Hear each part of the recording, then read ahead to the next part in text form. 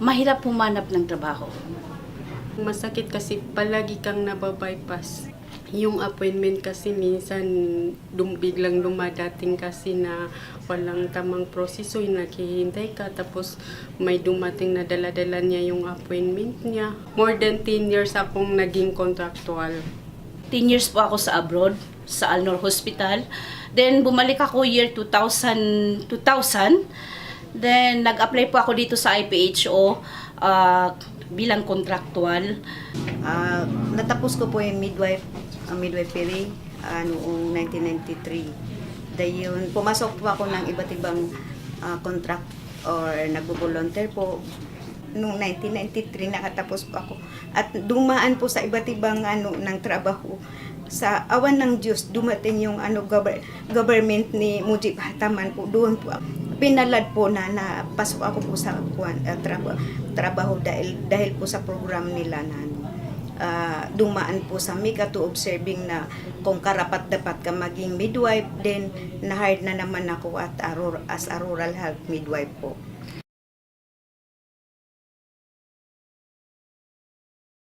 Kaganda, I was so impressed. During sa screening is written exam which is doon po sa tablet or electronic siya.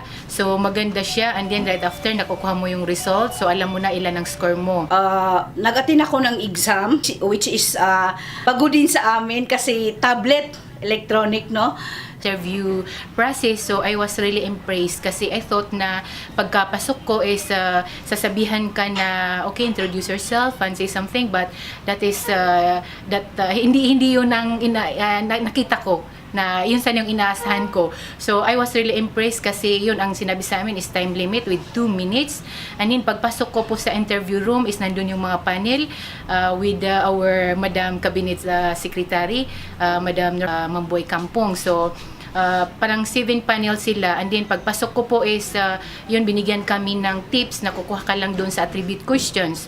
So pagpasok ko po is talagang very solemn na hindi masyadong nakikita, and then yung hindi sila nakikita masyado kasi parang may candle doon sa question na nakalagay sa bowl. And then kumuha lang ako ng attribute question, and then tiningnan ko sila, nag-introduce ako for a while, and then I get one question and then answer it kasi alaming question na it was under DOH program and midwife procedure. So madali ko lang naman po nasagot yun. Kakaiba kasi, sasabihin ko na kakaiba kasi hindi yung personal na tinatanong ka. Papasok ka lang sa room, mag-grade ka sa mga panel, nandoon yung mga panel na nakaupo sila, then yung applicant is doon ka uupo sa gitna, na nandoon yung mga questionnaire na nakalagay sa bowl. Pipick up ka doon, babasahin mo yung question, then pagkabasa mo na parang narinig ng mga panel kung ano yung question, wala man lang magsasalita, parang you talk and I will listen. Parang yun yung approach nila.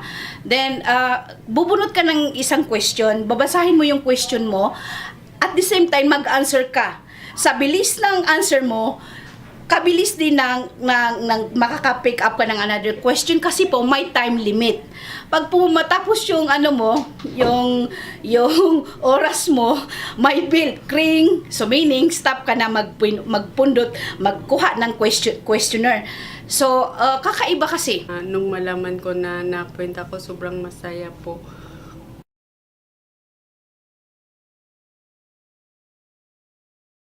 I was so very lucky po na nakapasok ako sa DOH ARM. Para po sa pamilya ko at sa sarili ko, at lalo-lalo na po para po ito sa mga nangangailangan sa aming municipality. Especially po during po nag-apply ako to serve the people, particular in Autonomous Region in Muslim Mindanao. Kasi po una po sa sarili ko po inuna ko kasi na maga pa kaming naulila sa mga magulang. Kaya kailangan ko pong mabuhay. At lalo na po inspirasyon ko po na nagtatrabaho, masaya akong pumunta sa field, nakakatulong at nakakasalamuha yung mga taong may sakit na at kailangan nila yung serbisyo ko. We are dealing with life sa mga bata, sa pregnant women. So parang wala akong oras na magkaroon ng business, ibang sideline para magkaroon ng pera. So ginalingan ko na lang yung trabaho ko.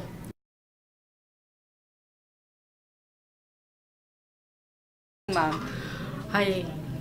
Ang gusto kong pasalamatan si RG, Regional Governor Hataman, dahil kung hindi po siya siguro ang Regional Governor this time na na-appoint ako, siguro hindi ako ma-appoint kasi madami dahil nagkaroon po ng tamang pamamaraan yung pag-perma ng appointment. Kung sino po yung deserving, sino po yung productive, yun po. May isi-share ko po sa mga kapwa ko pong maagang naulila na ano po, hindi po tayo mawala ng pag-asa. Kasi tulad ko po, na instead na malapit akong tumanda, ngayon lang ako na hide o naka-item. Kaya huwag na tayong mawala ng pag-asa. Maski po financially problem, may solusyon naman po.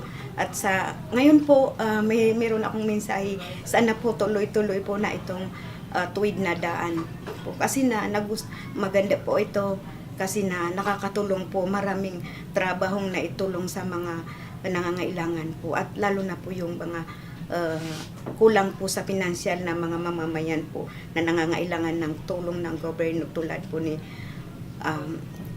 Pinoy Presidente po at si Governor Hataman po. Si Mariam Campong Abantas, appointed as midwife 2 sa IPH Lanao del Sur, na-assign po sa Municipality of Bodipuso, Bantong, Lanao del Sur. I am Naima Mitmag po, 47 years old at presently residing at Mapantaw, Lumbabayabaw, under Lumbabayabaw RHU po. Ako po ay si Rokaya Manolong Penarola, married, may 2 anak, midwife by profession.